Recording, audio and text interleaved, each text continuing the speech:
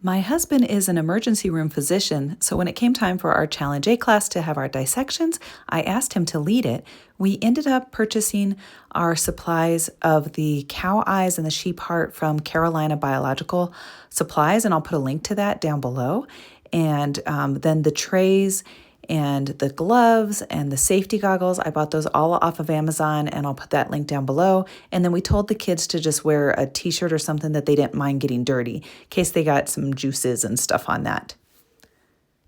I also purchased some scalpels, but he felt that they were more likely to slip and cut their hands or something, and so we ended up just using scissors for the actual dissection. And if there was something that needed a little bit more cutting and the use of the scalpel, he went ahead and just did that for the kids. Itself, and it's a protective layer. So if somebody has an injury to their cornea, we'll call that a corneal abrasion or a scratch. Maybe something got in your eye or somebody scratched it when you're playing a game, and often that heals with some medication that you put on the eyeball. But this is the cornea in the front. In the back, so this would be seated inside of the skull or seated inside of the skull. In the back, you'll see here is the optic nerve that we were talking about, right? And that's the nerve right there. You can feel it. It's pretty hard. Feel that with your finger, how hard that optic nerve is. Does everyone find the nerve? Mm-hmm. Yep, that's the nerve there. Right here. Yep. Yep. So we don't want to cut that down. So the next thing we're going to do is we're going to start kind of grabbing some of this fat with your fingers, and you'll notice within the fat as you kind of start to play with it, you'll notice that there's some muscle tissue there. You guys see that muscle? Uh-huh. If you can try to leave that muscle, that's great. But the muscle, what that's doing is that's actually attached to the sclera, which is the outer part of the eye, and that muscle controls the way that your eye moves. So side to side as that cow's looking, this muscle is controlling that. It comes from the brain and sends a signal to retract the muscle and pull it one way or the other. And so those muscles are really important, and they sit around and plug into, if you will, the side of the eyeball, which is the sclera. So let's try to dissect this out now, where we're going to cut away. We do not want to get inside of the globe. So if you can kind of feel in the front of the eyeball, just put your fingers around. You can feel that kind of hardness there. That is the globe of the eyeball, and we don't want to cut away at that quite yet. So let's start with just cutting away at some of the fat layers on top and see how much we can do. Is that the muscle, or is that this is the muscle? Is it? The muscles when you kind of embedded in the fat. Just still cut it off. Don't cut the hard. So this might be the hardest part. Start with the fat. Is this the fat right here? Yeah, don't don't cut this cut hard thing? into the don't cut into the soft thing yet. And I can cut the rest? Yeah. Other than the optic nerve, I but the wanna rest of eat it you can this. cut it. No. Yeah, so I think I'm gonna have to use a scalpel. Okay, here. Everything that's kind of whitish. Yellowish right there. We can leave off the excessive adjectives, how about? The goop. The goop stuff inside. Is that what Can I everyone's pull it thinking of? off too? Like just like Yeah, if you can pull it off, that's great. Any way you want. Just cutting away from yourself, and this is the part where I'm worried about your safety because it's the only real technical part of this. So just cut away from yourself. Watch your fingers. Flip it off. So most of this white stuff here, as you start to get down, and I don't know if you guys can see this, but this is kind of some fat around the eyeball. But then in addition to that, you see this connective tissue here? It kind of looks real thin and transparent. That's the connective tissue. So you can go ahead and just cut that off. I take this off. Wait. So I can like literally just cut all of this off right now. Yeah, just be a little mindful of getting into the globe and the eyeball. You want to kind of do it slowly. Wait, this here this is the connective tissue. So this is That's muscle. That's That's so I muscle can cut body. this off. Yep, you can cut that off. Yep. Are you waiting for some scissors? You can have these. Sorry, I took your scissors, didn't I? so much like. So this is like if you were in a medical school cadaver lab. This is how you would do it. You place the scalpel in your hand like this with your index finger down. Then you start to just sort of somewhat retract. You see that? And as I retract and I just shave with the scalpel itself, it just kind of fillets right off there. So that's how the optimal is, and I may have to do that for you guys. But use your scissors This as is the much as you hardest can. part, but then a lot of the other kind of opening it up and stuff will go a lot smoother. So can we shouldn't cut off the Optic nerve? No, Yeah. don't cut that off. Cut around it if you can. Okay. This is the optic. Yeah. This is the nerve. This is the optic nerve in the back. That little, I don't pretty think mine hard. has it. And this is a muscle, no, it's right? not. This is muscle. yeah. So don't that's cut all that? muscle. Well, you're gonna have to. You can cut it off if you like. It's okay. I wanted to point out the muscles to you. Here's a really good. If you guys can see this, It's in the back. this is a really good look at the muscles here on mine as I shaved away that fat. Do you see how the muscles actually plug into the side of the eyeball there? There's a lot of them. I mean, that's proportionally a lot of muscles. So when your eye is moving side to side and you ever feel like your eye twitches or something, it's those muscles. Yeah, you're starting to get down to it. Look, guys, look. Oh gosh, I can't see from there, but like, I can't see it.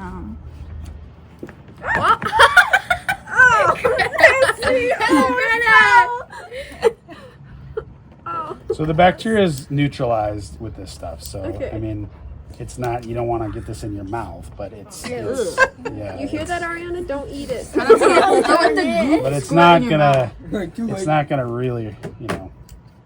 Effect. Is that a bone? It's the optic nerve. It's nice and juicy. Yeah. See, look. It's like right here. Yeah, you can do that. Yep, that'd be a good place to cut. You're gonna start to get kind of close to the eyeball. So yeah, that's the muscle part. So I can cut that part off. Yep. just Just feeling- go ahead and cut that I'm off. just feeling where like there's loose and then I cut it there. So we can just wherever you guys are at, that's fine. Right? Everybody's in a good spot where I think we can Are we gonna make an be- incision. So I'm gonna make the first incision for everybody, and then you guys can you'll cut the rest with the scissors. But this is what we're gonna do, okay? So this is the front of the eye, right? This is where we're seeing, and we're gonna make a cut right down the center of the eyeball, okay? And as we do that, this is the part where there could be a little bit of fluid that comes out, okay? And so I'm just gonna make a cut real quick, and then you guys can see. And I think it will be easiest for you guys and most enjoyable if I make the first incision and then you just cut the rest with the scissors. Unless you don't want to. Why is it black like that? Oh, it's hollow. Yeah, so this is, It's like an egg. Oh my gosh! It's beautiful. so this is the retina, okay? This is cool. this little thin membrane here is actually, this is the part that I study with my company, is this retina. And you see how thin that is like that? And it's actually pushed against the back wall. The only place where it's actually connected is right here where the optic nerve comes out, the optic disc itself. The rest of this jelly pushes that retina against the back. And sometimes people can have, you've heard of maybe a retinal detachment, where somebody's retina gets folded down and the jelly isn't doing what it's supposed to be doing to push it back against that. This is the area of the nerve that actually has photoreceptors and is your responsibility for seeing. So everything you see, it gets processed by this retina, and it goes through the optic nerve itself. So as we pull away from this this retina here towards the back, you'll get into here. Oh, that's like colored. Wait. Yeah, and actually I got Tweezers for the... I got a little bit too much there. So the retina's kind of pulling a little bit, tearing a little bit here. Give me just a second, but you guys are going to see this beautiful choroid plexus. It is, Well, that's like cool. It's like kind of, it's like colored. yeah. So you see the back there, that choroid plexus. Whoa. So that's that part of the eye in the back there is filled with all kinds of different nutrients and blood flow, and so within there you have the Tapetum, right? yeah, the tapetum lucidum, which is different than humans. Humans don't have a tapetum lucidum, but cows do, and so do dogs. And so if you shine a light into a cow's eye, Is that why they shine? that's why they shine. Don't It's the cats have it tapetum too? lucidum, and cats do too. It's creepy. I have a picture of your cat. All animals. Oh. So why don't I have, before we go on to the front of the eye, let's do the back of the eye, everyone together. So I'm just going to make everyone's first incision, and then you can go ahead and use, unless you want me to cut the whole thing for you. But if you don't, if you'd like to cut it yourself, It might I be cleaner. This is pretty ready to come out. The back of it is so cool. So that is half retina still, right? the retina here.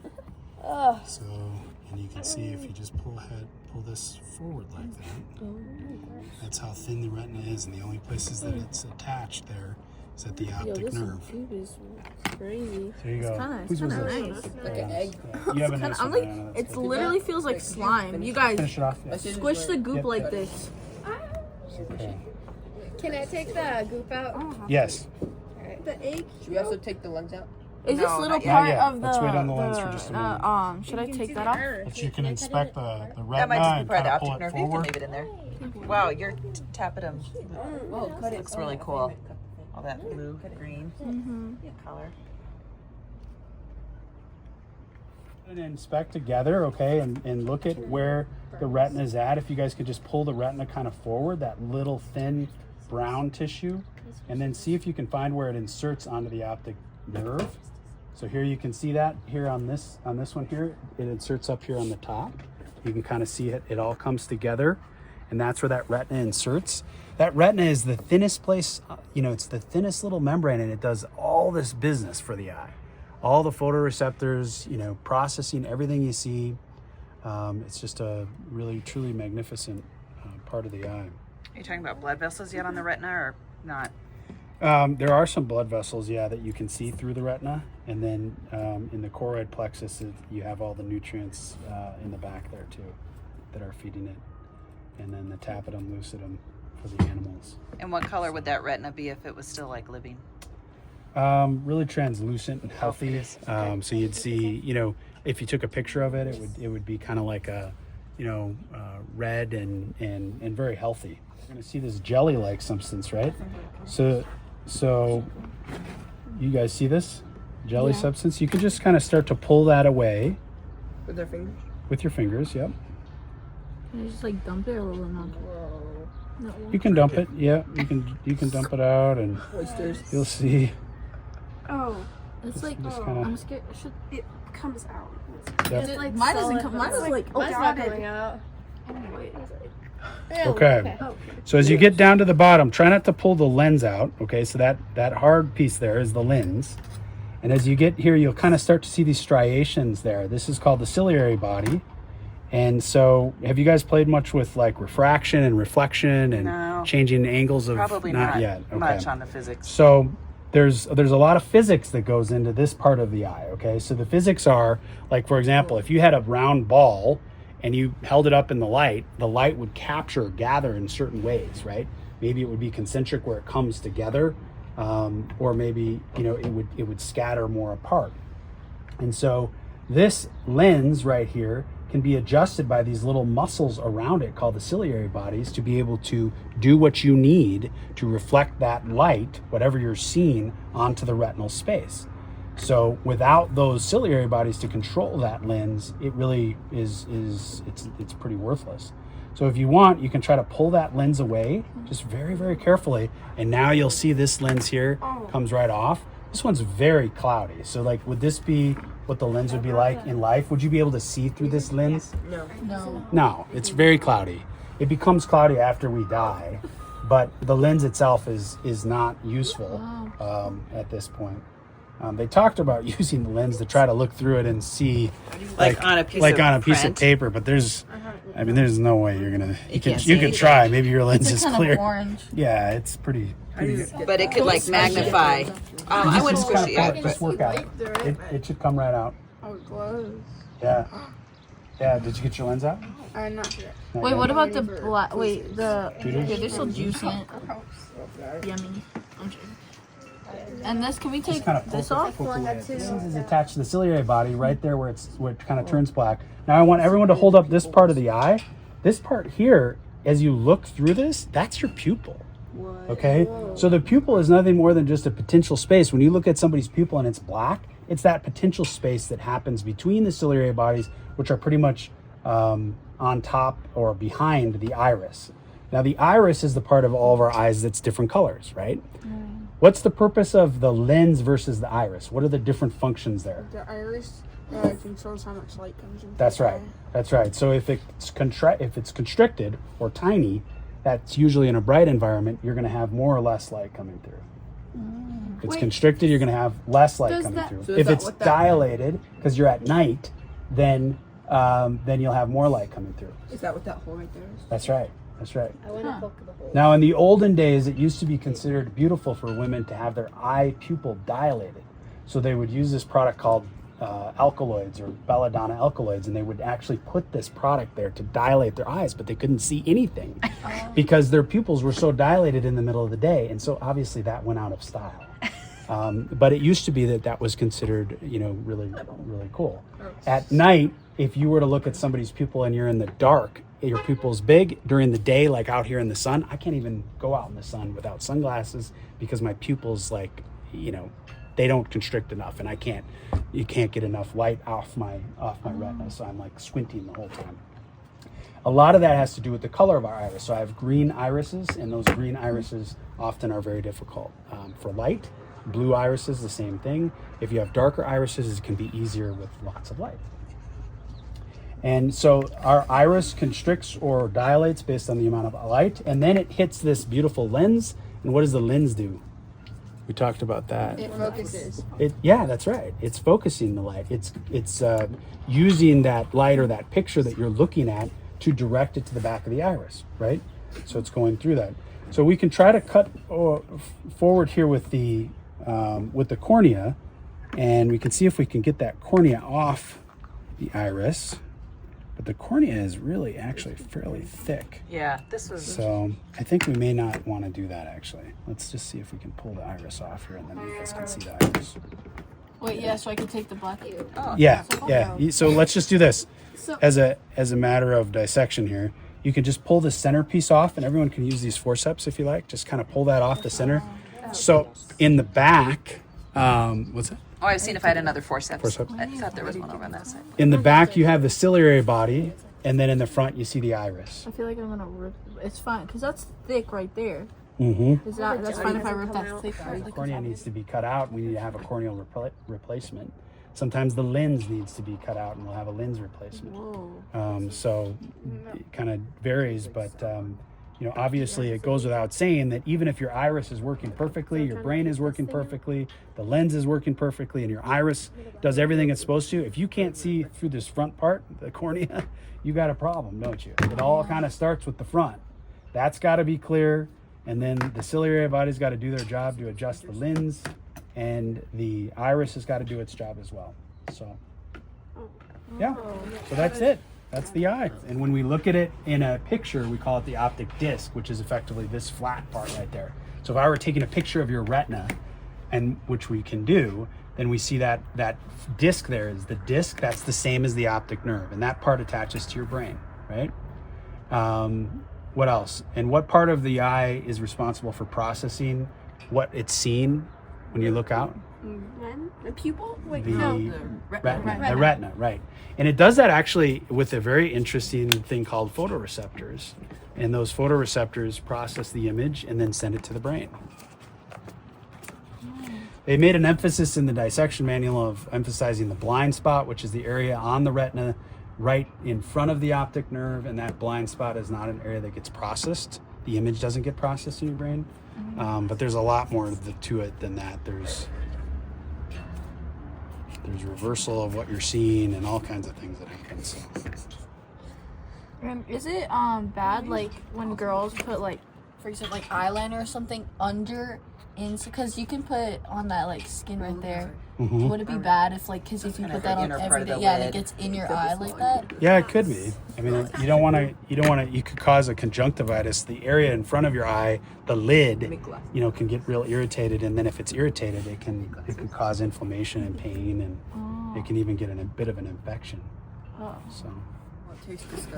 Now the heart, of course, is one of our, just like, you can live without an eye, right? We have two of them, fortunately. You could live without two eyes, honestly. Would not be a very, people that are blind, it's a very difficult life for them. Fortunately, we have a lot of treatments for people with the front of the eye, but if the back of the eye isn't working so well, that can be very difficult to treat. So like, for example, a lens can be replaced, the cornea can be replaced, but the retina and the part of the eye that works with the brain, that part is very difficult to fix. What would you replace like cornea with? There's a corneal implant that you can get. So with this is the heart, okay? And so we're gonna make a couple of incisions, one on either side of the heart, and I'll kind of open it up and show you what we find here. Now, sheep have a 4-chamber heart like we do, so it's a good example. So that's what I heard it looked like. And that big? No, it's Well- smaller, right? Yeah, actually, this is fairly comparable to our heart size. Yep. Oh. Oh, hey, let's go. I got it out. Okay. Very meaty. Is it like red? Yeah. So this is gonna be a good dissection. You guys will enjoy Tastes this. sort of funny too.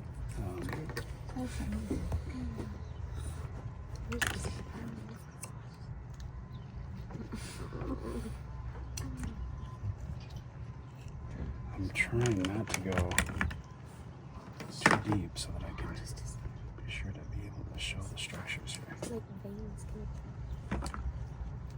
So if like something hit the outside of your heart, like the surface there, could that still like kill you or damage it? You're talking about cordis interruptus.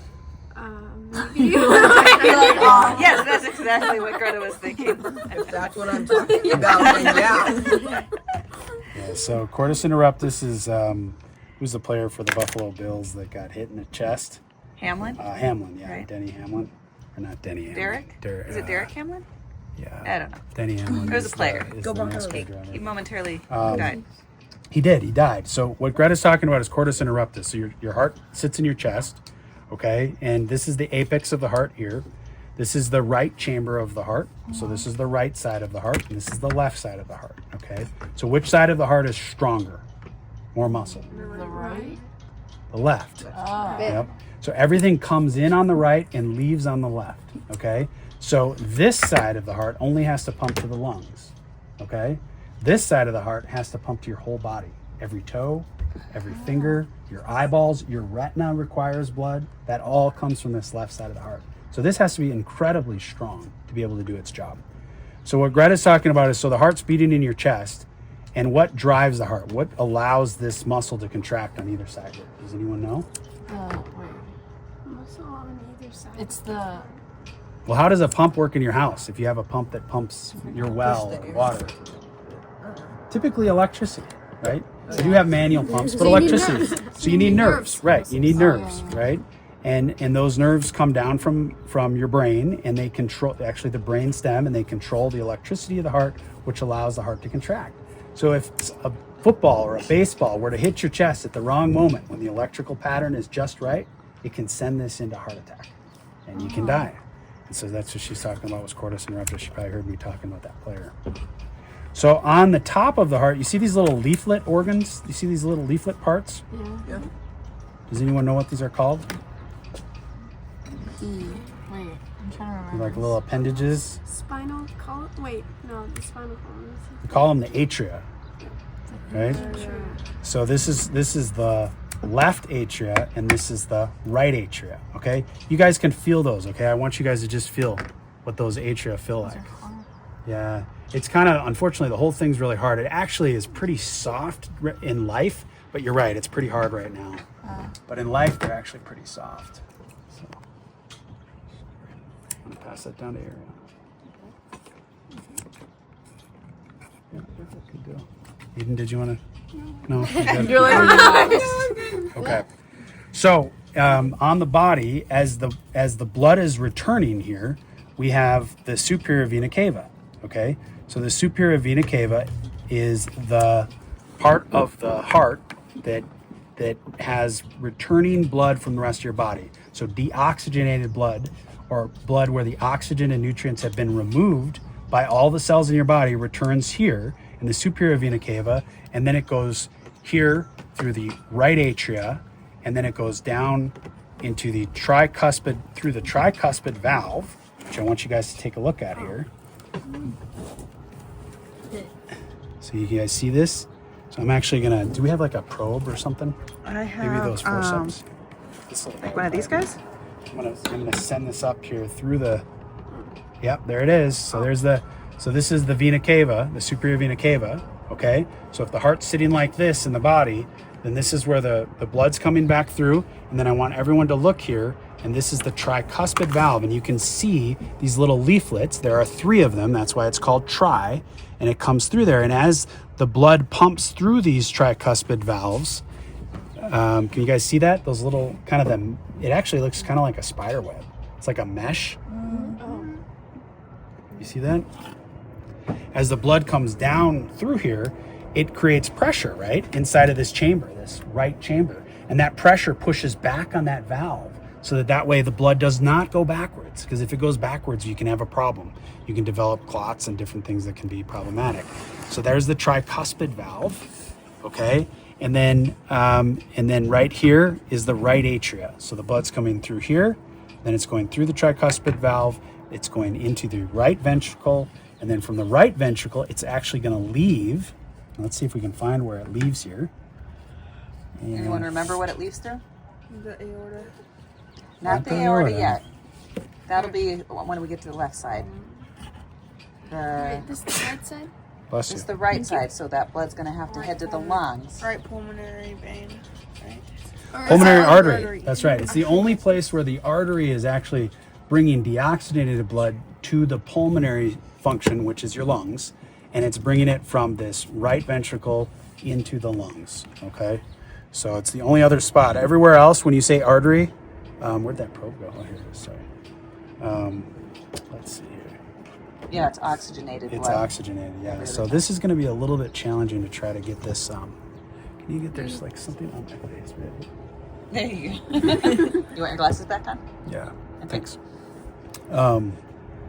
It's going to be a little bit challenging to try to get that pulmonary. Oh, we got it. We got it. Awesome. Okay, so this is the pulmonary artery. It's coming out here. There we go. See, we got that. So it pumps from, you can see the tricuspid valve there up at the top, right? Those little leaflets, those 3 little kind of like weak little leaflets there. But this goes actually through a semilunar valve, which goes out into the pulmonary artery. So the blood has come in through the right atria, it goes down into the right ventricle, and then it goes out through the semilunar valve here into the lungs through the pulmonary artery. Isn't that cool? So now the blood is in the lungs. So what is it doing in the lungs? It's reoxygenating, right? All the oxygen's getting mixed into the blood, right? So the blood's ready to go with a lot of oxygen. So now where does it come back? If it's going there with the pulmonary artery, it comes back in the pulmonary vein. That's right. It's coming back from the lungs in the pulmonary vein. So once it arrives, where is it going to go? What's the first stop? Not the right atria, but it's going to go to the left atria. So the left atria is just a little bit bigger. And so now all that oxygenated blood is going to come through the left atria, and it's going to go into this left ventricle. Look at the size of that left ventricle. See how huge that, I want everyone to just kind of grab the edge of that and feel how huge that muscle is there. This? Yes, that's all muscle. Dang. Yeah. So just feel that.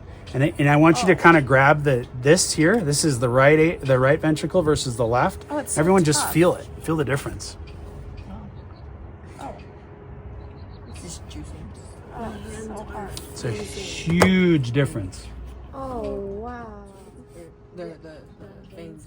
Like, Yeah, block. just kind of. Mm-hmm. Yeah. You're right. It's a blockage. So the arteries are the ones we care about most, right? The veins are returning deoxygenated blood, but in this case, the arteries. Does anyone know where the coronary arteries are? Can you guys see where those vessels are? Yeah, that's right. Those are the arteries. Did you know that the first stop off from when you're going off from the left ventricle is the coronary arteries? It actually feeds itself first. So this muscle has to be fed by these coronary arteries. These coronary arteries can get blockage.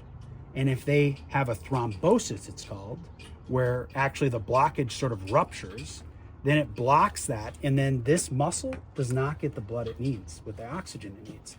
That means that this muscle will die. That's what an infarct is. Myocardial or heart attack is a myocardial infarction. It's death to the tissue. Probably won't be to the whole thing, but it's going to be to wherever the blockage was. So if the blockage happens here, then you're going to have this whole apex of the heart that's going to die.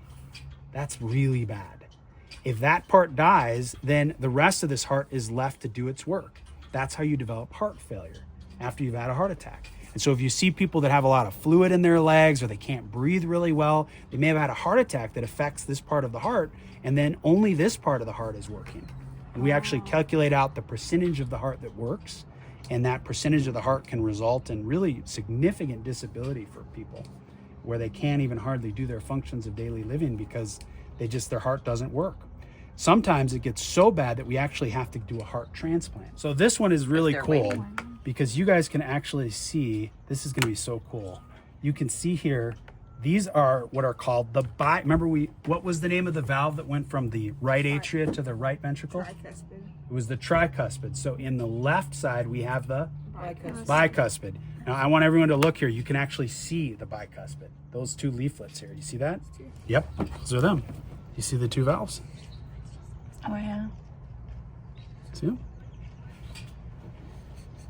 Wait. Here? Yep, those are the bicuspid, these two. Oh. Right here, these are the cusps. 1, 2. See how it closes like that? It's not gonna close all the way because it's dead. But those, if this was completely closed, those two valves would close. And that lets the blood back in that way. So let's see what we can do there. There we go. Okay, so the blood is the blood coming in or is it going out of the bicuspid valve? Out. Blood is actually coming Oh yeah. in, Going into right? the That's right. It's coming in from the atria itself. So in this case, we can see the atria is right here, and that's where the blood is coming in. See that? So this is the atria right there, and we can see if we can try to find the. Yep. So that's where the blood would actually come back from the lungs into the atria. It would sit in the atria temporarily, and the atria would pump. It's a little bit of a muscle, and it would pump down into the left ventricle. And then from here, now we're going to go out the semilunar valves or the aortic valve, and that's your big kahuna. And that's going to go out here to your aorta. Let's see if we can get that to go out.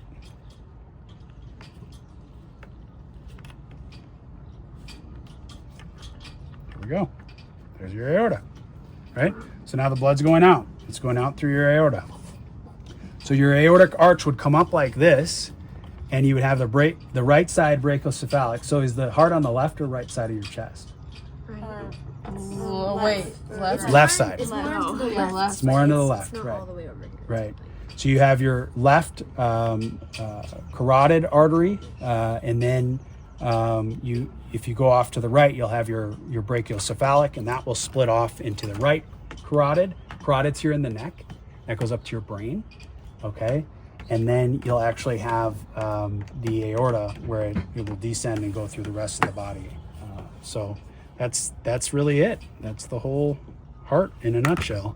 But you guys can take a little bit closer look at that. But heart is a very obviously important organ for all of us. And that's the end of our dissection. I hope this was helpful to you. Thanks for watching.